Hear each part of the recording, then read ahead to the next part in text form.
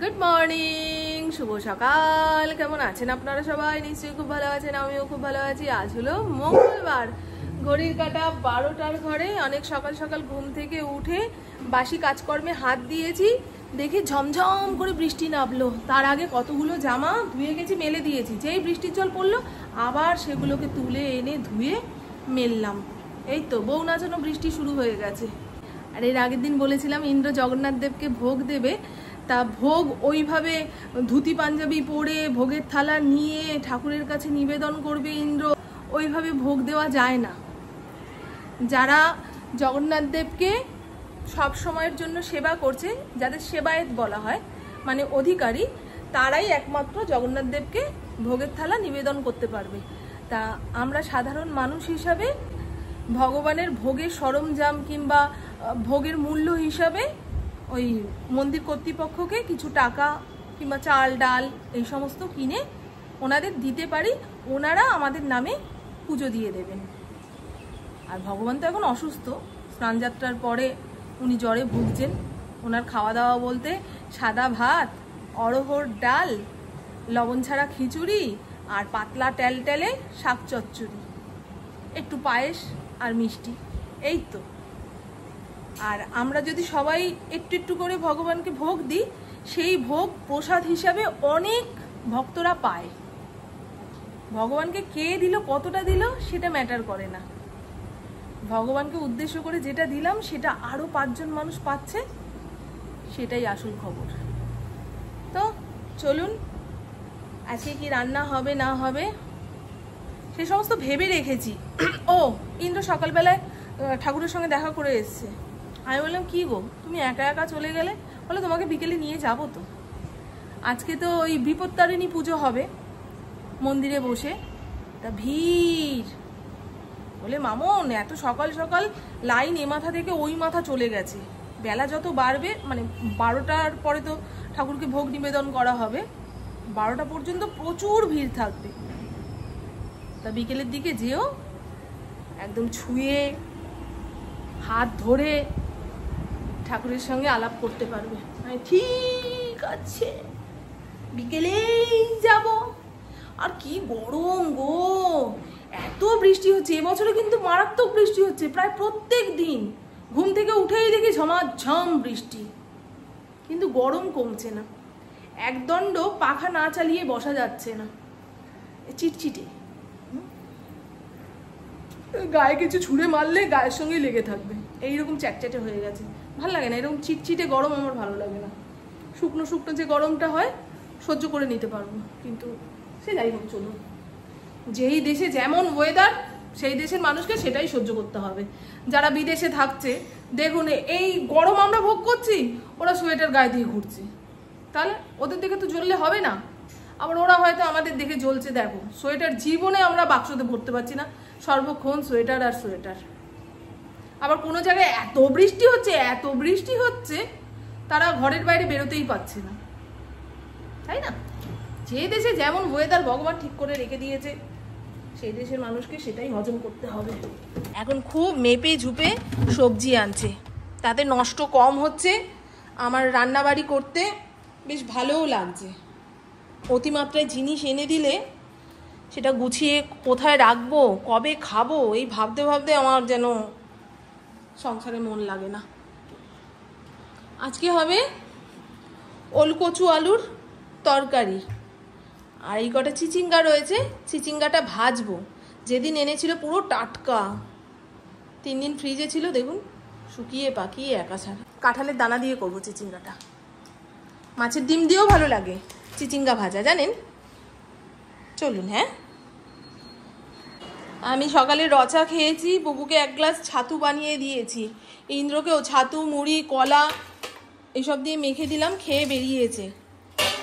আম চটকানোর মতো হাতে শক্তি নেই, এই চেটোটা না খুব ব্যথা হয়েছে গো, মুট করতে পারছি না। কাল রাতে তো আরো ব্যথা করছিল। রান্না করনি? তাহলে খাবে কি? কেন রাগ করে রান্না করনি নাকি, না এমনি রান্না করনি? আরে না গো, কাকে বলবো, আমার বরকে। আমার বর এই সমস্ত শোনে না।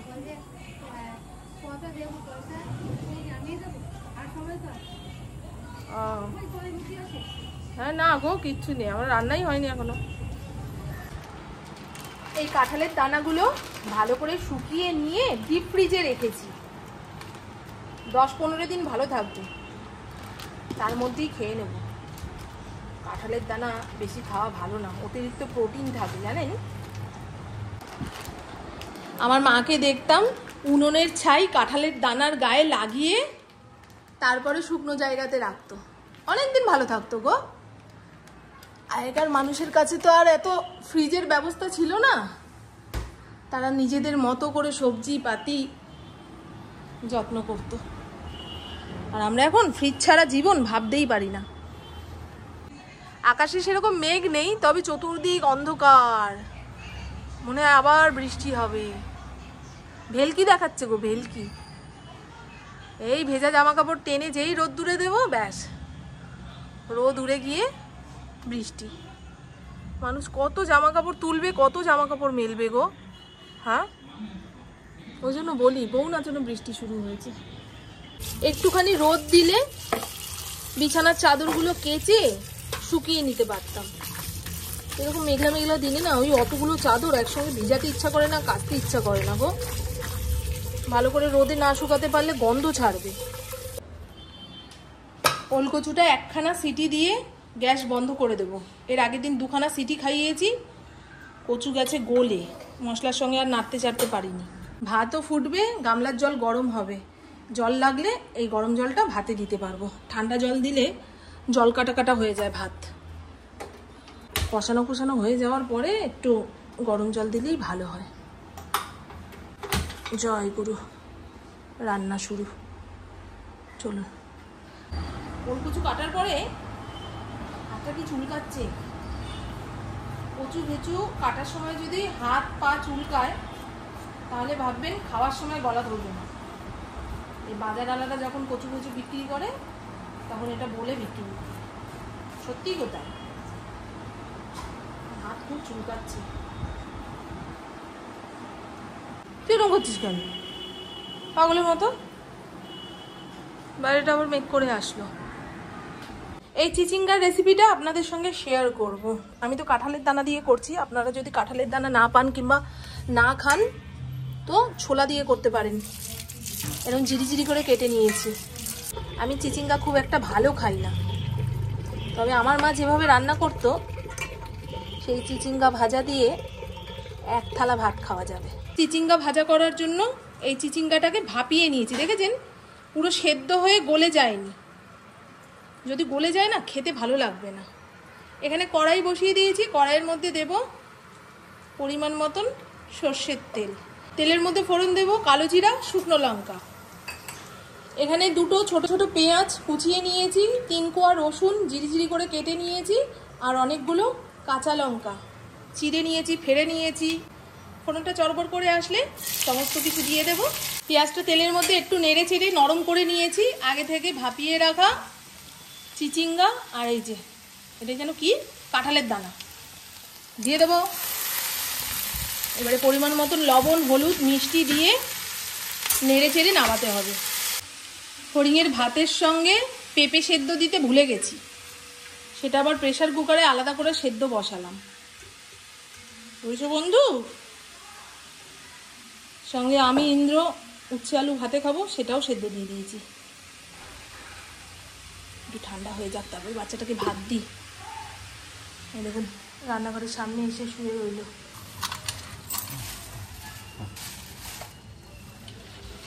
এই যে জগন্নাথ দেবের প্রসাদ চলে এসছে, দাঁড়ান আপনাদের দেখাই। এই হলো ট্যালট্যালে খিচুড়ি, শাক চচ্চড়ি, আলুর দম, পায়েস, পোলাও, এখানে সাদা ভাত, অরহর ডাল। জগন্নাথ দেবের সবচেয়ে পছন্দের খাবার হচ্ছে সাদা ভাত, অরহর ডাল। এটা হচ্ছে ছানার তরকারি, আর এখানে মালপোয়া রয়েছে। এই তো খুব সুন্দর করে প্যাকেজিং করেছে গো। ইন্দ্র যেহেতু ভোগ দিয়েছে, তা আমাদের চেনা শোনা আত্মীয় স্বজনকে আমরা এইভাবে ভোগ পাঠাতে পারবো। ওই যে ছেলেটার হাতে দেখলেন আরো কতগুলো প্যাকেট রয়েছে, সে এখন দিতে বেরিয়েছে। ও আমাদের অফিসেই চাকরি করে। ওর কাঁধে দায়িত্ব, যেন সবাই জগন্নাথের প্রসাদ পায়। কত মানুষ অপেক্ষা করে এই প্রসাদের জন্য। কি না জামা কাপড় মেলে শান্তি পাচ্ছি না গো।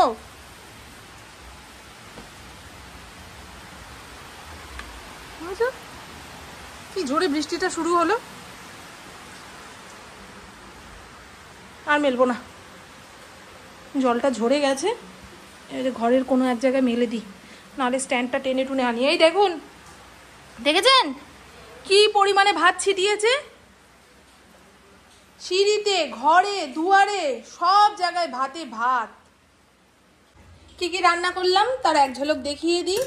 এই হলো উচ্ছে আলু ভাতে, কাঁচা তেল কাঁচা লঙ্কা দিয়ে মাখলাম। একটা ছোট্ট কাঁচা লঙ্কা দিয়েছি, তিতা জিনিসে বেশি লঙ্কা টঙ্কা দিতে নেই। এই হলো চিচিঙ্গা ভাজা, একদম মানে লাল লাল রং ধরেছে, তারপরে নামিয়েছি, দারুণ লাগবে। আর এই হলো, এটা কি জানো, ওল কচু আলুর তরকারি। নামানোর আগে ঘি গরম মশলা দিয়ে নামিয়েছি, দারুণ দারুণ লাগে আমার এখন ওল কচুর তরকারি। কাঠি অত ভালো খাই না, তবে এই ওল কচু ভালো লাগে। পুপু ওপরের ঘরে পড়তে বসেছে, ওকে ভোগ দর্শন করাই, 1 চামচ ভোগ ওর মুখে দিই, তারপরে দুপুরে খাওয়া নিয়ে বসবো। কি গরম লাগছে, বাইরেটা পুরো অন্ধকার করে আসলো। আরো হবে বৃষ্টি, হোক যত হতে পারে হোক, ভাসিয়ে দিক, ডুবিয়ে দিক। গরমের টাইমে গরম দিয়ে পোড়াবে, বৃষ্টির টাইমে বৃষ্টি দিয়ে ভাসাবে। শীতকালে অতটা সমস্যা হয় না, 7 দিনের শীত। এই শুদ্ধ নিয়ে যাব, নালে দেখবে কি করে জগন্নাথের প্রসাদ কিভাবে বাড়িতে আসলো।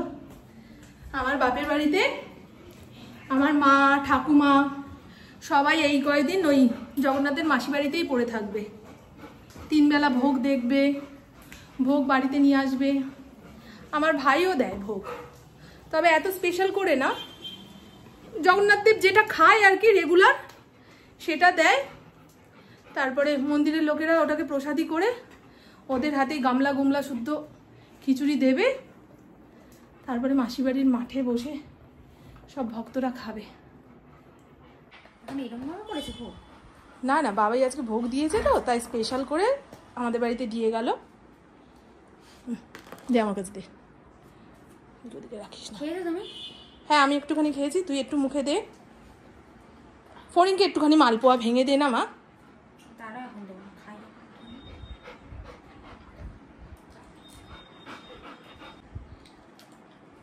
হয়েছে? জয় জগন্নাথ। বাবাই আসুক, বাবাইকে দেব।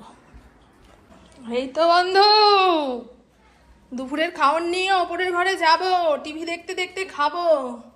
লেবুর সাইজটা দেখুন।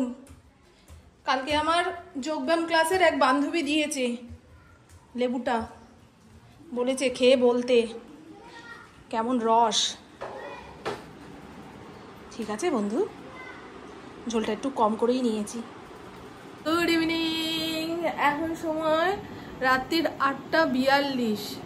দুপুরে খাওয়া দাওয়ার পরে সেই যে বডিটা ফেলেছি, আর নিজেকে টেনে তুলতে ইচ্ছা করছে না। তাও পুপুকে একটু মাখানা ভেজে দিলাম, ওরও ভাল লাগছে না, আমারও মনটা কেমন কেমন লাগছে। বিকেলে আবার ঝিরঝির করে বৃষ্টি হলো জানেন।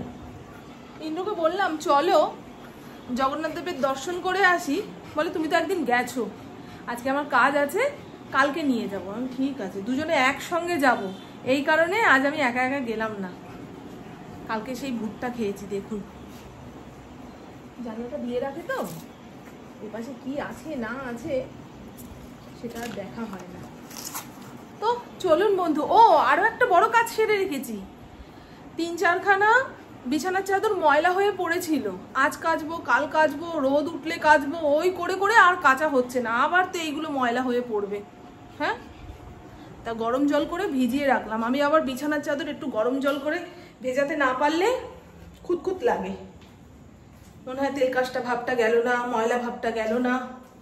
চলুন, হ্যাঁ আজ রাতে ওই ওল কচুর তরকারি দিয়ে ভাত খেতে ইচ্ছা করছে না, কিছু খেতেই ইচ্ছা করছে না, একটা অরুচি অরুচি ভাব লাগছে। বর্ষার দিনে বিকেলবেলা একটু চা হলে ভালো হয়। চায়ের কথা ভাবলেই যেন কেমন লাগছে, পেটটা ভার লাগছে, শরীরের অবস্থা ঠিক নেই।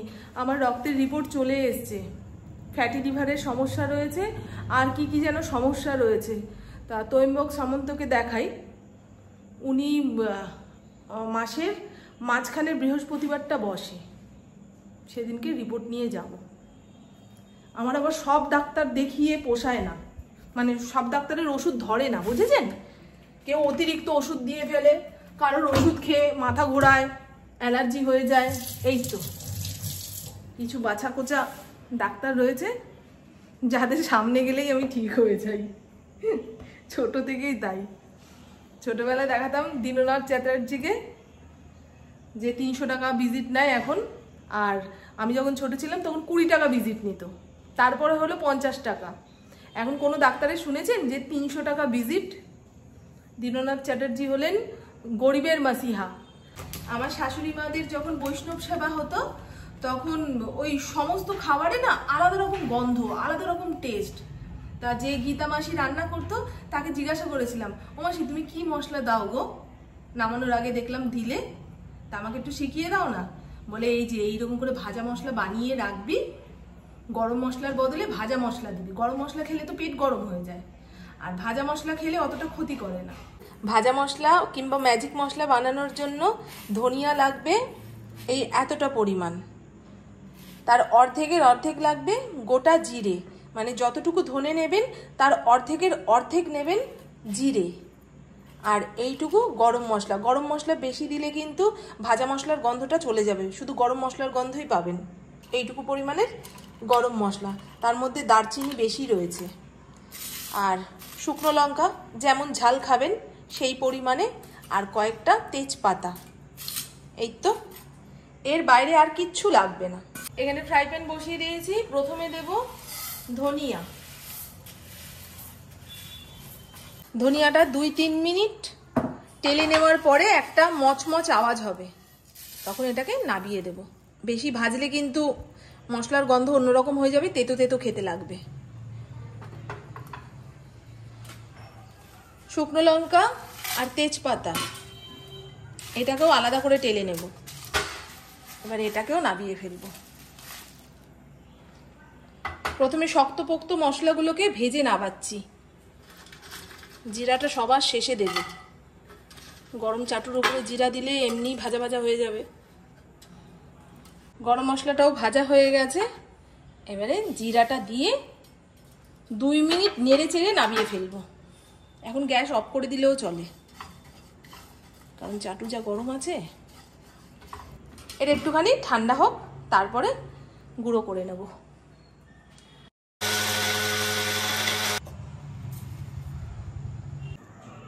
ঠিক আছে, আপনারাও এরকম 1 কৌটো বানিয়ে রাখবেন। সব সময় সব তরকারিতে পেঁয়াজ রসুন ব্যবহার করা যায় না, কিংবা গরম মশলা দেওয়া যায় না, তখন 1 চুটকি ব্যাস আপনার হাত সোনা দিয়ে বাঁধিয়ে দেবে বাড়ির লোক। তো চলুন বন্ধু, ভেবেছিলাম ইডলি বানাবো, 1 হাঁড়ি ভাত রয়েছে, কিন্তু যখন দুপুরে খেয়েছি তখন আর ভাতের হাঁড়ি চেক করিনি কতটা ভাত আছে না আছে। না, এত ভাত রয়েছে রে মা, কি করব বল, ভাত থাকলে নষ্ট হবে। এখন একটা কাজের কথা মনে পড়লো, আমার এই স্ট্রাকগুলোতে টিপ বোতাম লাগাবো, নাহলে যখন পড়ি তারপরে সেফটি পিন খুঁজতে খুঁজতে আধা ঘন্টা নষ্ট হয়। এই যে কোন জায়গাটা লাগাবো, আচ্ছা দেখাচ্ছি আপনাদের। এই হলো টিপ বোতাম সুতোর বাক্স। আমার ফড়িং আমার পেছন পেছন উঠছে নামছে, উঠছে নামছে। তোর পায়ে ব্যথা হয়ে যাবে, মায়ের কাজ তাও শেষ হবে না। চল চল চল, ওপরের ঘরে যাই। কেজি খানিক সেফটি পিন কিনে আনার পরেও দরকারের টাইমে আর পাওয়া যায় না। বেরো বেরো বেরো বেরো। আমি নিজেকে কিছুই মনে করি না, ওই জন্যই তো এত সমস্যা। নিজেকে কিছু মনে করতে পারলে দেখতিস তোদের খেল খেলিয়ে দিতাম। এই দেখুন, এই কৌটোটা বের করলে না নিজেকে দর্জি দর্জি লাগে, অনেকটা আমার মায়ের মতো।